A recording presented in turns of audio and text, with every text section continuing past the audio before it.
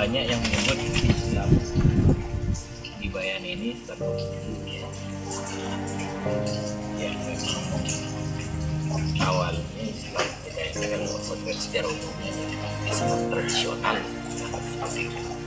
Islam yang berkembang dan hingga saat ini masih dijalani karyanya dan berkembang sebelum kemerdekaan.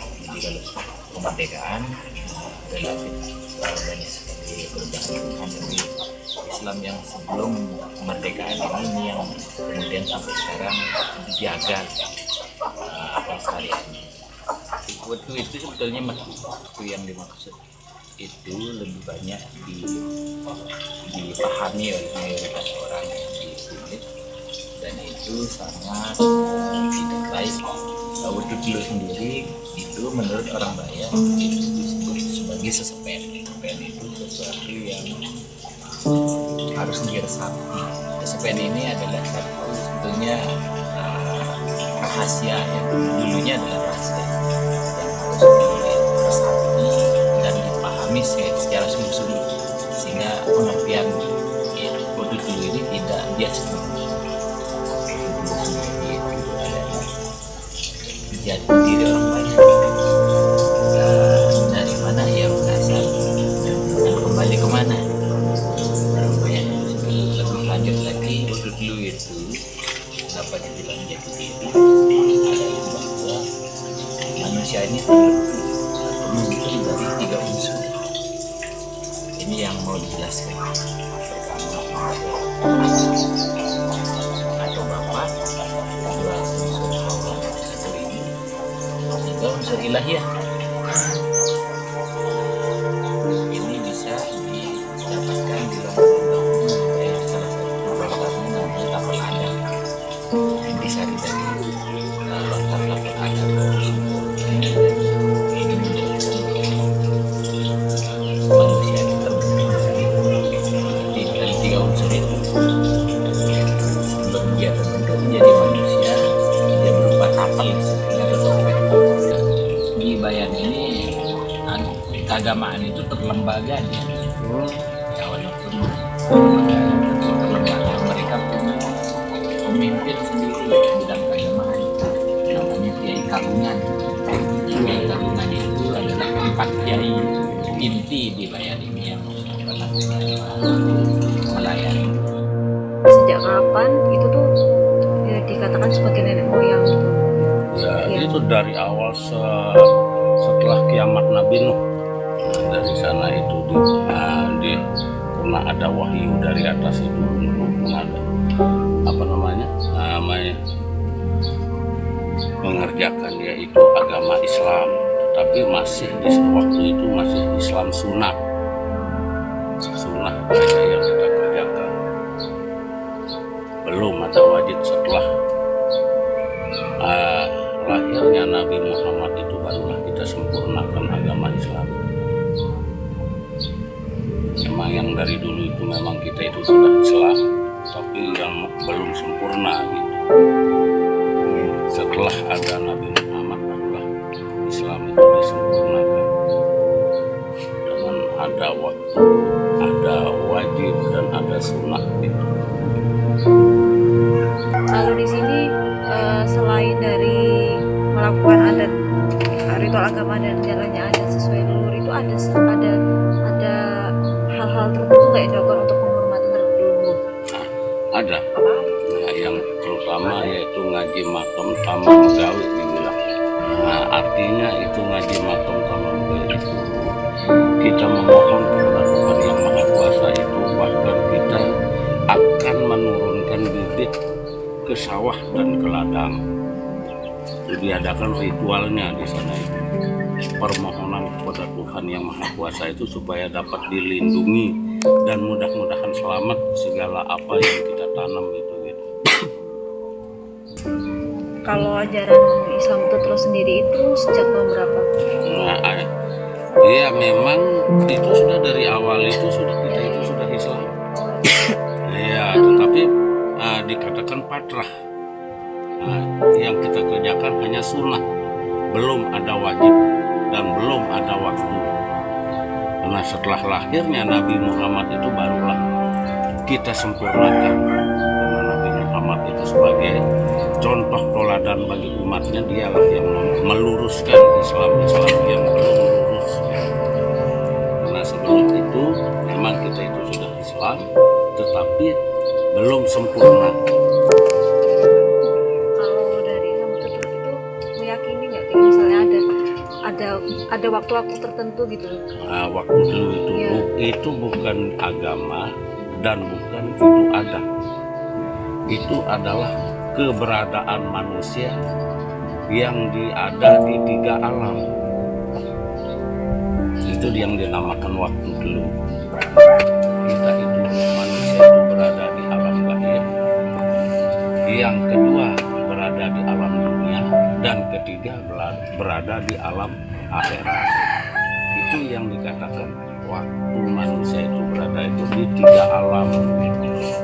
Itu bukan agama dan bukanlah adat. Itu makam di sekeliling masjid itu. Ya, itu yang merintis syariat Islam yang ada di Bayan ini. Keluarga turun-temurun itu gimana? Turun temurunnya. Itu yang merintis syariat Islam yang dibawa pertama pada abad ke-14 dan kedua pada abad ke-16. Pada abad ke-16 itu dibawakan oleh Sunan Prapen dan Sunan Giri dari Jawa untuk meluruskan syariat Islam yang ada di Bayan.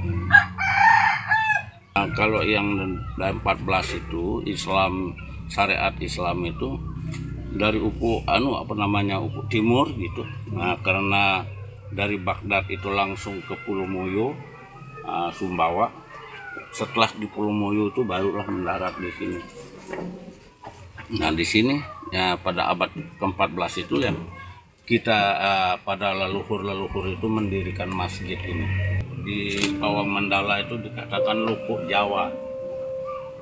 Lukuk arti kali, kalau bahasa di sini itu lukuk, kalau bahasa Indonesia itu kan kali Jawa. Karena bekas Sunan Giri di sana itu. Kalau di sini semacam ada pandangan nggak kayak misalnya tentang masa depan itu seperti apa, terus apa namanya, mungkin percaya nggak sama yang namanya kiamat gitu? Iya, Di sini kenapa enggak? seperti itu. Ya. Juga apa namanya?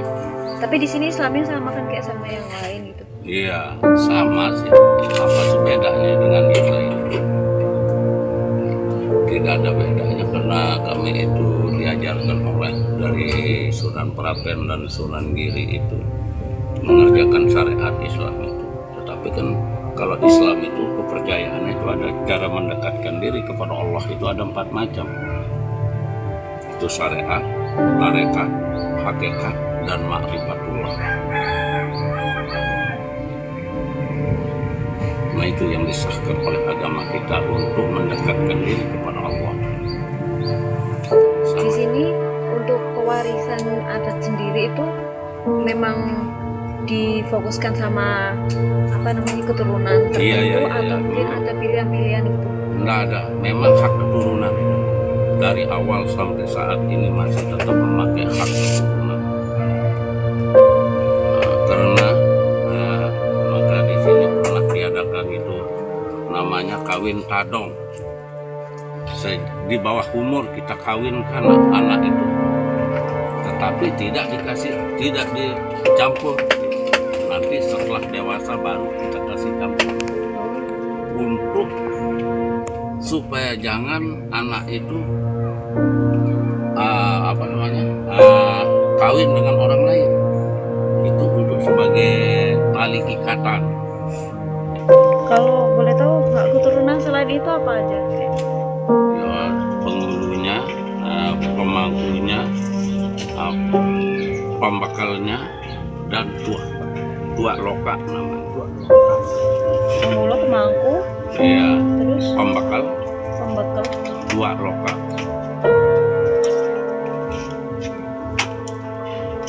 Itu apa aja maksudnya? Penghulu itu untuk memimpin jalannya agama dan adat.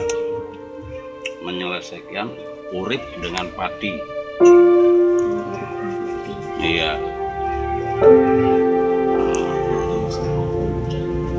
Pembekal itu sebagai yaitu kalau sekarang kan diganti namanya gitu, kadus. Iya, tetapi kalau kadus itu kalau di luar wilayah itu boleh sembarangan, boleh pilihan masyarakat, tetapi kalau pembekal itu tidak boleh. Harus hak keturunan yang kita pilih itu.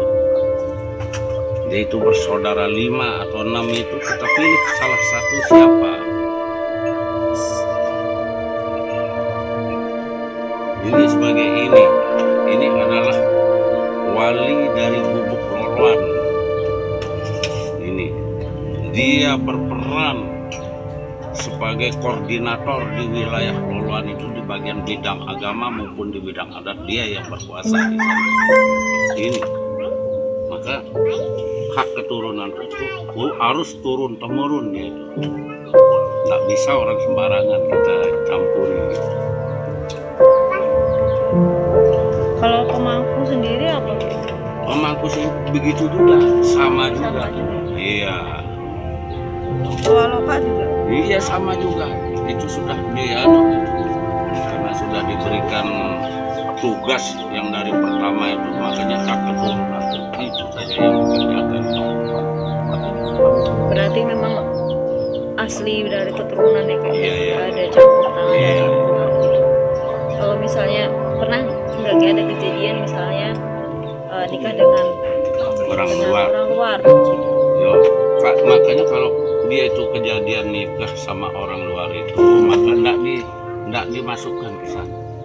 ke hak keturunan. Iya, cuma enggak orang itu enggak dibuat menjadi pembekal kah atau jadi penghulu kah, jadi korban. Berarti ini Enggak. asli dari sini ya Pak? Iya, supaya orang asli semua.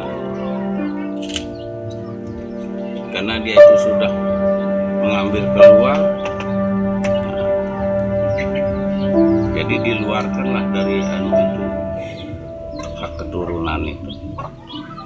Campur kita gitu, tapi untuk menjadi memegang peranan itu nggak bisa. Karena dia itu sudah campur aduk. Cara mewariskannya itu memang dari lisan gitu, kayak misalnya tentang Nabi Nuh, syariat itu emang dari lisan itu cerita-cerita, atau memang ada kitabnya tertentu nggak? Secara lisan aja. Karena kitab yang diciptakan di Batua itu hanya 4 kitab di sana itu. Yaitu namanya Bayan Alif, Bayan Nurullah, dan Bayan Nur Haq itu. Bayan Nur Haq itu yang ketiga. Yang keempat Rantai Pau Metu Bayan. Itu kitab itu yang dibawa oleh pendahulu itu ke Mekah, karena hurufnya itu huruf Arab dan juga bahasanya itu bahasa Arab, maka dibawalah ke Mekah.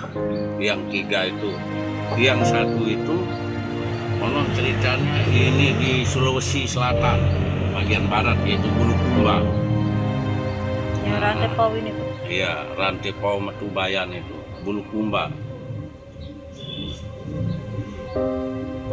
Maka yang dikatakan di kitab Kapal Adam itu kan sudah menyatakan di sana itu, jasadku adalah agama, nyawangku adalah Islam.